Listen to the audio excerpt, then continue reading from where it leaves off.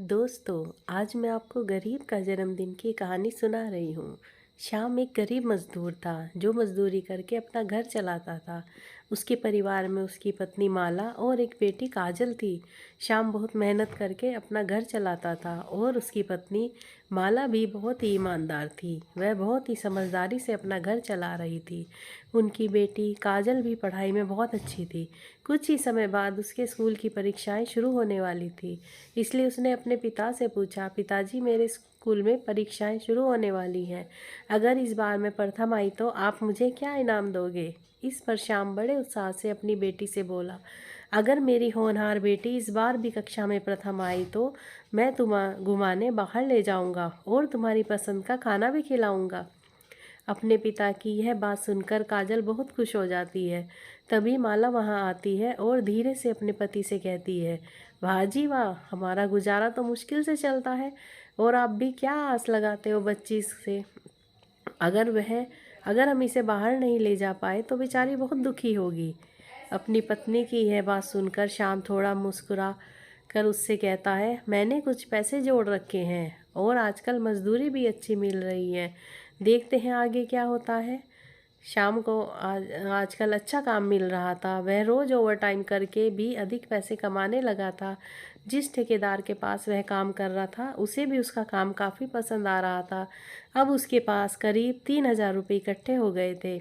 ऐसे ही दिन बीतते गए और काजल की परीक्षाएं धीरे धीरे समाप्त हो गई। उसके सभी पेपर काफ़ी अच्छे हुए थे और कुछ ही दिन बीतने पर काजल के स्कूल में परीक्षाओं के रिजल्ट घोषित होने का भी दिन नज़दीक आ गया।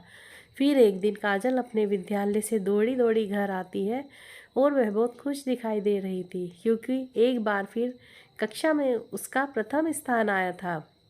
उस, उसकी ये बात बताते ही उसके माता पिता ने खुशी से उसे गले लगा लिया। और एक बात जो काजल को बहुत खुश कर रही थी वह ये थी कि अगले दिन उसका जन्मदिन भी था। श्याम ने काजल से कहा, मेरी प्यारी बेटी, कल तुम्हारा जन्मदिन भी है और कक्षा में तुम प्रथम स्थान भी लाई हो। जैसा मैंने तुमसे कहा था कि हम कल बाहर घूमने जाएंगे और होटल में खाना भी खाएंगे।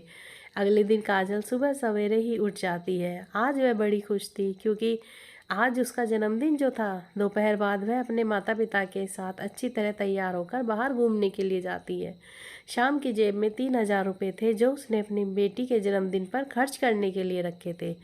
वे सब खुशी खुशी बाजार में घूमने लगते हैं और उन्होंने अपनी बेटी के लिए काफ़ी सारी चीज़ें खरीदी जिसमें उसके 2,500 रुपये खर्च हो गए। अब बाकी 500 रुपये थे। वह रुपये लेकर एक होटल में खाना खाने के लिए गए, लेकिन पैसे कम होने की बात केवल शाम को ही पता थी। खाली टेबल देखकर वहाँ सब वे जाकर बैठ जाते हैं। तभी एक होटल का वेटर उनके पास आता है और खाने का मेन्यू कार्ड देकर चला जाता है। मेन्यू कार्ड में खाने की चीज़ों का मूल्य देखकर श्याम हैरान रह जाता है। वह एक बार सोचता है कि अपनी बेटी और पत्नी से बोल दे कि चलो कहीं और चलकर खाना खाते हैं, लेकिन अपनी बेटी के चेहरे की खुशी को देखकर वह ऐसा करने से ठिठक जाता है और फिर उन दोनों से पूछता है कि बताओ क्या खाना है।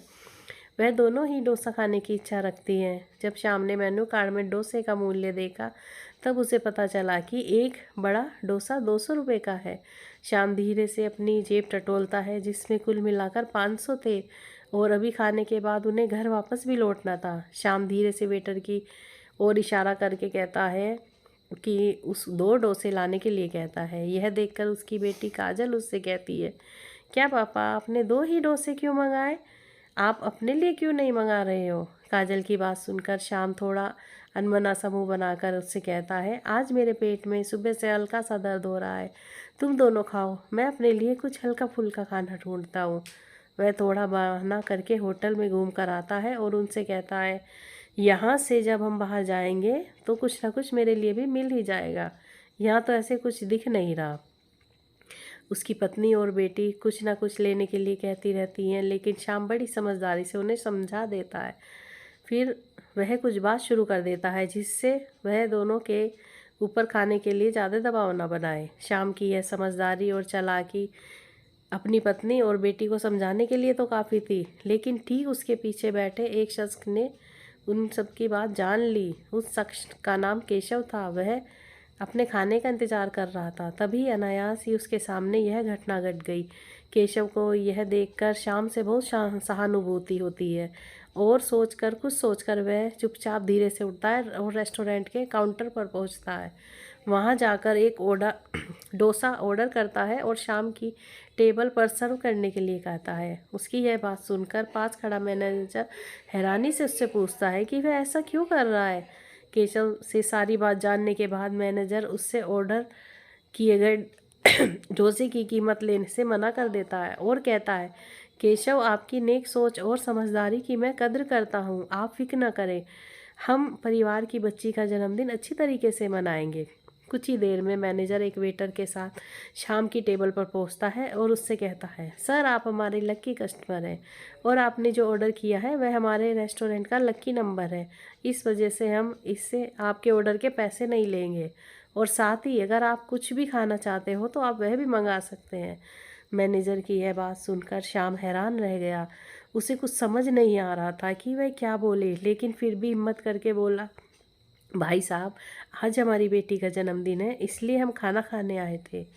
आपने हमारे लिए इतना सब किया, बहुत बड़ी बात है। अब तो हमारे पास खाने के पैसे भी नहीं बचे थे। तभी मौका देखकर वहाँ पास खड़ा केशव धीरे से मैनेजर के पास आकर बोलता है, अरे मैनेजर साहब, क्या बात है, आज तो आपके लकी कस्टमर की बेटी का जन्मदिन भी है, ऐसा मौका बार बार नहीं आता। केशव की बात से प्रोत्साहित होकर मैनेजर खुशी से बोलता है, सही बात कर रहे हैं आप, बच्ची का जन्मदिन तो हम सभी मिलकर मनाएंगे और केक भी काटेंगे। उनकी बातें सुनकर श्याम का परिवार हैरान था और उन्हें बिल्कुल समझ नहीं आ रहा था कि वह क्या कहें क्या करें। कुछ ही पलों में उनकी टेबल पर एक छोटा सा सुंदर केक आ चुका था और होटल के मैनेजर ने अपने कुछ स्टाफ को भी बुला लिया था। सभी लोग काजल को उसके जन्मदिन की बधाइयाँ दे रहे थे और काजल झिझकते हुए उनके अभिवादन स्वीकार कर रही थी। श्याम और उसकी पत्नी की आंखों में खुशी के आंसू थे। सभी लोगों ने मिलकर खुशी खुशी काजल के हाथों से केक कटवाया और आपस में मिल बांट कर खाया। काजल की खुशी का कोई ठिकाना नहीं था, क्योंकि आज पहली बार उसके जन्मदिन पर केक आया था। इसके बाद मैनेजर ने उनकी टेबल पर 3 डोसे और खाने का और सामान भिजवा दिया, जो उन्होंने बड़े ही चाव के साथ खाया। खाना खाने के बाद जब वह सब जाने लगे तो मैनेजर ने काजल के हाथों में चॉकलेट का पैकेट देकर उसे विदा किया।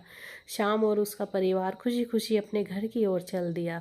शायद आज का दिन उनकी ज़िंदगी का सबसे हसीन दिनों में से एक था, जिसने उसके दिलों को बहुत खुशी दी थी। वहीं दूसरी ओर उन सब की खुशी से जाते हुए देखकर केशव और होटल का मैनेजर मंद मंद मुस्करा रहे थे, क्योंकि आज की इस घटना ने उनके दिलों को भी जो खुशी दी थी उसे बयान करना उनके लिए बहुत ही मुश्किल था। यह एक अनमोल एहसास था जो उनके दिलों के साथ साथ उनकी आत्मा की गहराइयों को भी छू गया था। वो यह सोचकर आत्मविभोर थे कि कैसे उनके द्वारा किया गया एक छोटा सा नेक काम किसी दूसरे को कितनी खुशी दे सकता है। दोस्तों, इस कहानी में ये बताया गया है कि हमें अपने आसपास के ज़रूरतमंद लोगों की हर संभव मदद करनी चाहिए, क्योंकि हमारे द्वारा की गई थोड़ी सी मदद भी उनके लिए बहुत बड़ी खुशी का कारण बन सकती है। इससे न केवल उनकी सहायता होती है, बल्कि साथ साथ हमें भी एक सुखद एहसास का अनुभव होता है। दोस्तों, अगर आपको ये कहानी अच्छी लगी हो तो like, share, comment and subscribe ज़रूर करें। Thanks for watching.